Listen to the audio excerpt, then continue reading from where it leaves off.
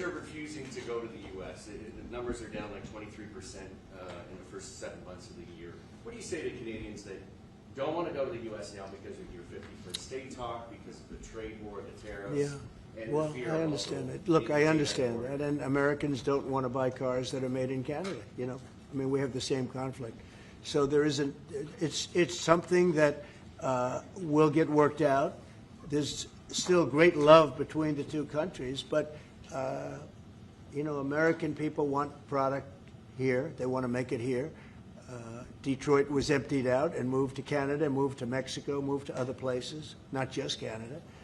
And now they're all moving back, you know, they're moving back. We have, right now, I was just telling Mark, we have 17 trillion, but it's really much higher. That was as of a couple of months ago. Yeah. We have over $17 trillion being invested now in the United States. As an example, Biden, he was the worst president we've ever had, but they had less than $1 trillion in 4 years. We have more than 17 trillion in 8 months. 8 months. And I think that number is going to be $21, $22 trillion. There's never been anything like that in the history of the world for any country, not even close. You know, if you did 1 trillion in a year, that's pretty good. We're going to do over 20. And it's coming in with AI. It's coming in with auto plants. You know, we're building auto plants, a lot of auto plants in the U.S. It's coming in for a lot of reasons. It's coming in because of the fact, I think the November 5th election was a big factor, and I think the tariffs are a big factor.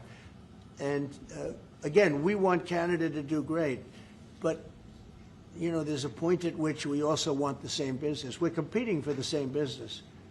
That's the problem. That's why I keep mentioning one way to solve that problem is a very easy way, but we're competing for the same business. He wants to make cars, we want to make cars, and we're in competition. And the advantage we have is we have this massive market. So it's a, you know, it's quite an advantage. Mr.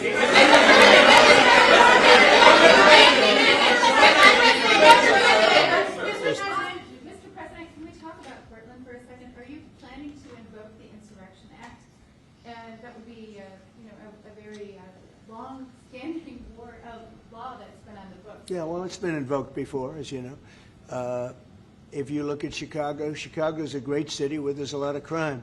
And if the governor can't do the job, we'll do the job. It's all very simple. They probably had 50 murders in Chicago over the last 5, 6, 7 months. Many people were shot. And then the governor gets up and he says, well, we can handle it. They can't handle it. They don't know what they're doing. The mayor is grossly incompetent. He's at a 4% approval rating in Chicago. He's at a 4%, lowest approval rating, lower than even de Blasio had, which is hard to believe in New York. I thought de Blasio would always maintain that record, but the Chicago guy is even lower. So I think that